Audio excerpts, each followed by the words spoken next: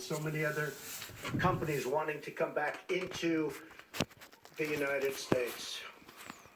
But we have one particular problem, and I view them as a friend. I have tremendous respect for President Xi. We have a great relationship. They're helping us a lot in North Korea, and that's China.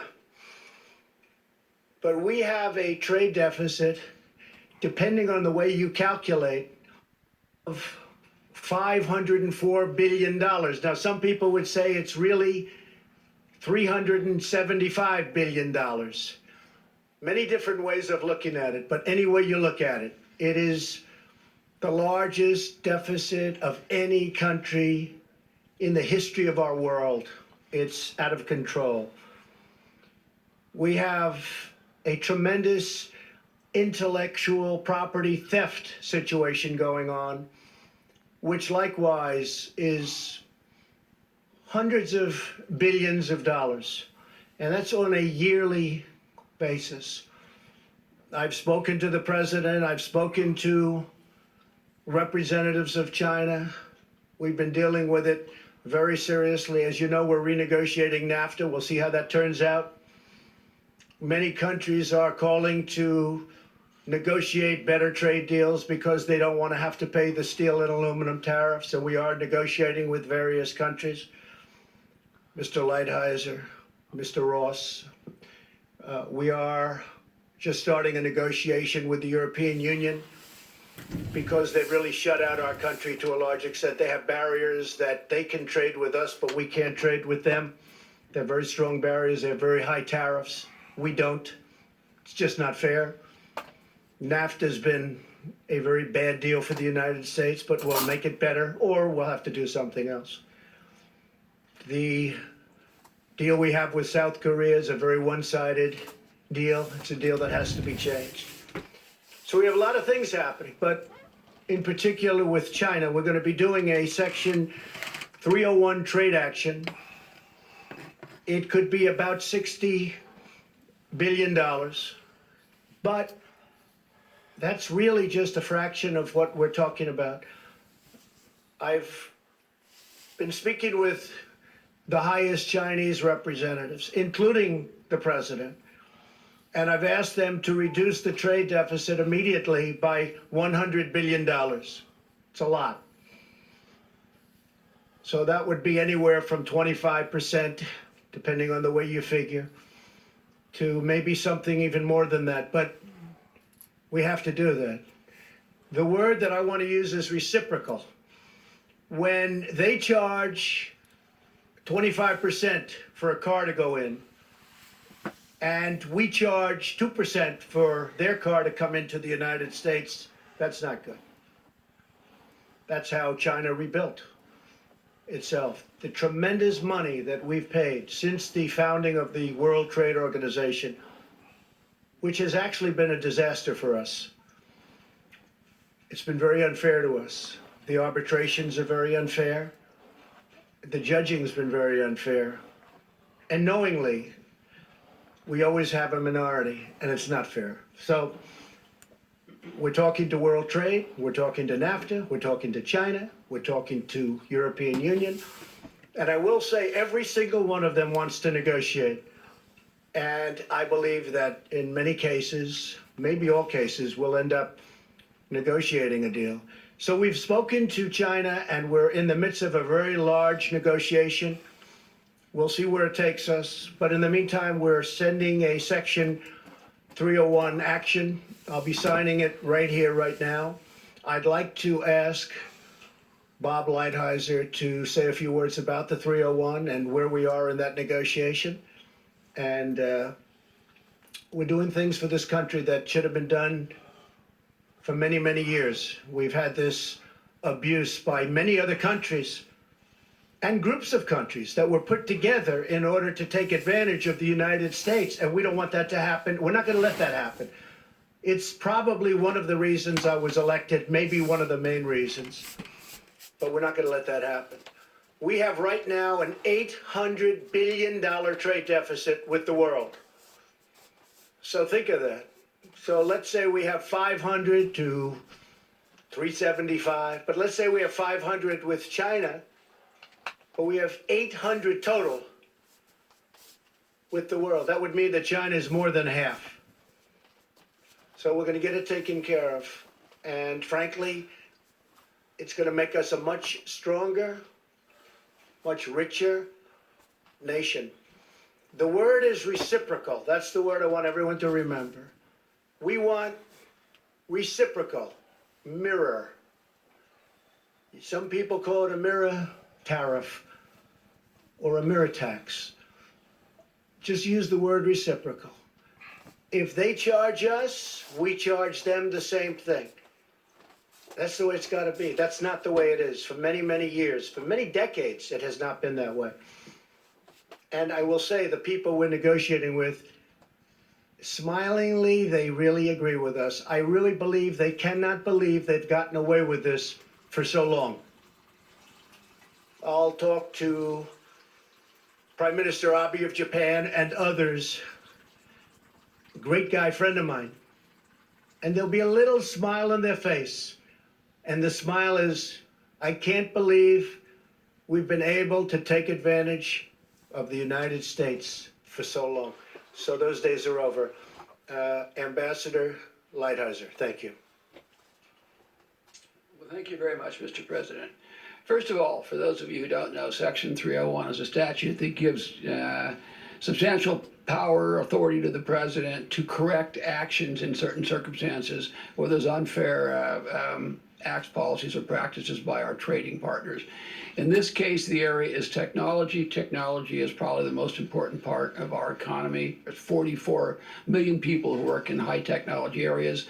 No country has as much technology intensive industry as the United States. And technology is really the backbone of the future of the American economy. Given these problems, the president asked USTR to conduct a study. We conducted a thorough study. We had hearings. We reviewed tens of thousands of pages of documents. We talked to many, many business people. We had testimony, as I say, and we concluded that, in fact, China does have a policy of forced technology transfer, of requiring licensing at less than economic value, at state capitalism, wherein they go in and buy technology in the United States in non-economic ways, and then finally of cyber theft. The result of this has been that the president has analyzed it. We have a 200-page study which we'll put out, and he has concluded that we should put in place tariffs on appropriate products. We can explain later how we concluded what products they are, that we would put investment restrictions on China with respect to high technology, and that we'll file a WTO case because one of the actions here does involve a WTO violation. This is an extremely important action, very significant and very important for the future of the country, really across industries. And I would really like to thank you very much, Mr. President, for giving me the opportunity to work on it. Thank you very much, Ben. Secretary Ross. Intellectual property rights are our future, and it's no accident that in June of this year, the U.S. Patent and Trademark Office will issue its 10 millionth patent. 10 million patents. There's no country in the history of the world that remotely approaches that. So the steel and aluminum actions we've taken deal more or less with the present. This action on intellectual property rights deals with the future. So we're trying to solve both today's problem and problems that otherwise will be forthcoming. That's why these actions are so important and so important in unison with each other. We will end up negotiating these things rather than fighting over them, in my view. Mike Pence, would you like to say something? Thank you, Mr. President, and to all our honored guests. Today's action sends a clear message that this president and our entire administration are determined to put American jobs and The action the president will take today under Section 301 also makes it clear that the era of economic surrender is over. The United States of America is taking targeted and focused action to protect not only American jobs, but America's technology, which will power and drive an innovation economy for decades to come. It is just one more step of a promise made and a promise kept by President Trump. So we'll sign right now. I just want to let everybody know, just for a second time, that we are in the midst of very major and very positive negotiations. Positive for the United States, and actually very positive for other countries also. We have some of our great business leaders and leaders, period, right behind me. I may ask Marilyn Lockheed, the leading woman's business executive in this country, according to many. And we buy billions and billions of dollars worth. We've been listening to President Trump right now as he announces what will be a $50 billion, he said about $60 billion. The White House told us a short time ago a $50 billion trade to be, tariffs, to be imposed on China. Ali Velshi, let's walk through some of the numbers as we hear some more dignitaries speaking here. The president deserves a little fact checking on his numbers. Yeah, it's to the point about the 60 versus 50. Put that aside. The president continues to say we have an $800 billion trade deficit with the world, and he keeps on saying maybe it's 374 or maybe it's 500 with China. It's just not 500. I don't know why he says that. Maybe I'm 185 pounds or maybe I'm 150 pounds. Like, it's just there's one fact and there aren't two facts on this. The president is a bit loose with dealing with goods trade and services trade, but when you are talking about trade with a country, you include both. And when you include both, we have a $500 billion, roughly $566 billion trade deficit with the world and a roughly $375 billion trade deficit with China. The president saying the first of many as he signs. Mr. Secretary, you go ahead. I want to listen to this. I think he'll be peppered with some questions as soon as he's done signing. I think the interesting word that he uses, negotiation, and he kept talking about negotiation. I don't believe he's talking about negotiation with China, because there's no way that they can strike a deal in 2 months. Right. He's talking about negotiation on aluminum and steel, and potentially using that to establish some kind of a coalition against China. Let's listen quickly. Would you like to testify in question Council Rowan, sir? Thank you. Your order, John Town, resign today, President. You can see the Chief of Staff, John Kelly, coming in there, thanking some of the other individuals in the room. The president, as he walked away, was quickly asked whether he planned, I believe, to be interviewed by Robert Mueller there. He said thank you and some other words that were mumbled. Hopefully our colleagues, our reporters in the room might have heard exactly what he said as he departed. Obviously, the headline the White House wanted to focus on today was this one, the slapping of new trade penalties on China. Obviously, the headline is now driving, at least the last couple hours, the fact that there's been another shakeup within the president's orbit. In the past, it's been his staff. Now it's his private counsel, his legal team, as it relates to the Russia investigation. John Dowd, one of the president's lawyers, his lead criminal attorney on the outside, announcing within the last hour and a half, as NBC News has confirmed, that he is resigning his role as part of the president's legal team. We'll be focused on that for the rest of the day. That'll do it for this edition of Andrea Mitchell Reports. Remember to follow the show online and on Facebook, on Twitter as well, at Mitchell Reports. You can find me at Peter Alexander. Craig Melvin is up next right here on MSNBC. Craig, we hand the reins to you. All right, my friend. Thank you so much, Peter. Good afternoon to you. Craig Melvin here at MSNBC headquarters in New York. Trade war. President Trump just announcing those new tariffs on Chinese imports. Now China saying it is ready to fight back. We'll walk through the shopping that could get more expensive for you very soon.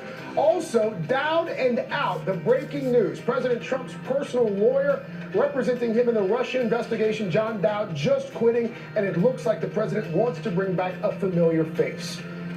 And status update. Facebook CEO Mark Zuckerberg apologizing for letting other firms access millions of users' private information. So, what's next for Facebook? And what would regulation of that social media behemoth even look like? But we start with President Trump trying to convince voters, even members of his own party, that tariffs is a winning message for 2018.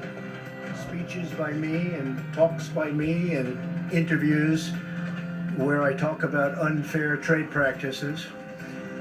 We've lost, over a fairly short period of time, 60,000 factories in our country. Closed, shuttered, gone. 6 million jobs at least gone. And now they're starting to come back. You see what's happening with Chrysler, with Foxconn, with so many other companies wanting to come back into the United States.